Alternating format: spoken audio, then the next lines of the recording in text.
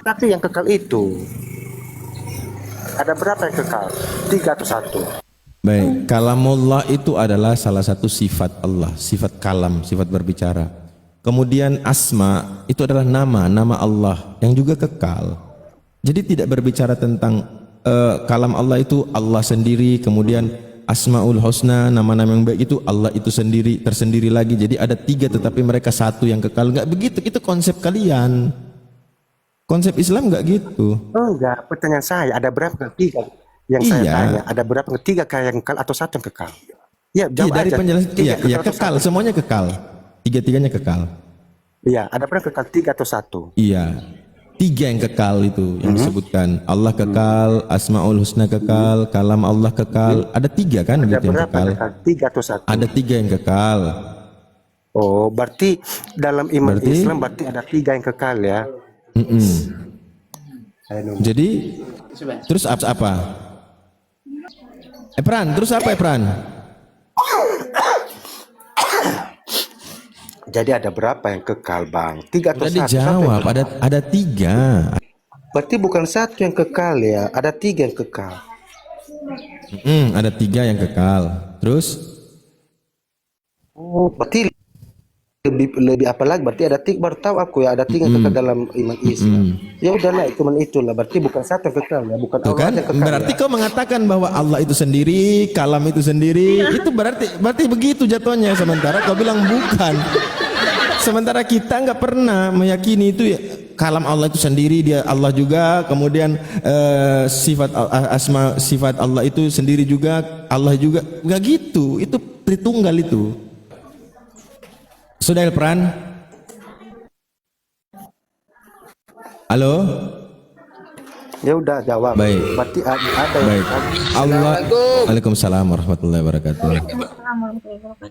Allah itu Tuhan pencipta langit yang bumi dan bumi yang memiliki sifat dan nama, disebut asma was sifat. Di antara sifat Allah adalah sifat kalam, sifat berbicara. Nggak mungkin Tuhan itu bisu.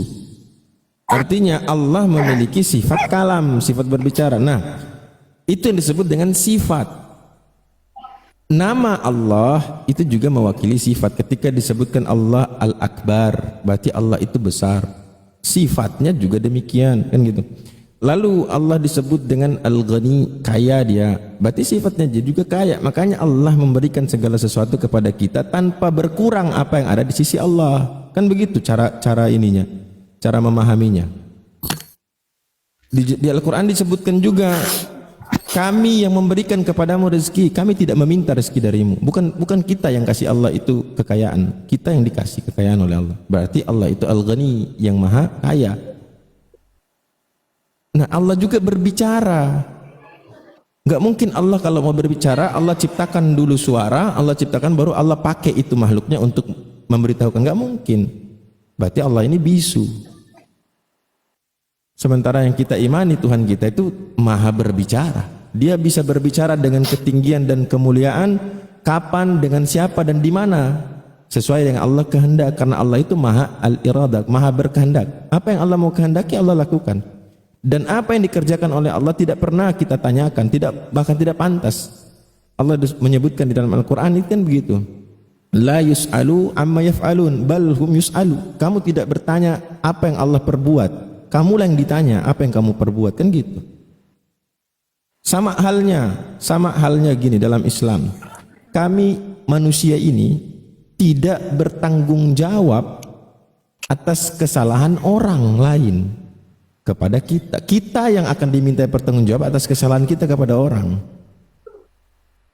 Kita ini yang diminta, bukan Tuhan yang ditanya. Tapi kalau kita berbicara konsep iman terkait ketuhanan, yang punya potensi untuk digugat itu Tuhannya Kristen. Serius. Coba kita bikin simulasi. Ketika Yesus Tuhan yang benar. Nah, banyak gugatan-gugatan itu. Kenapa? Salah satunya, Yesus, kau nggak pernah ngomong kau itu Tuhan. Kamu selalu bersembunyi di balik kedaginganmu sebagai manusia. Karena setahu kita Tuhan itu disembah, bukan Tuhan menyembah.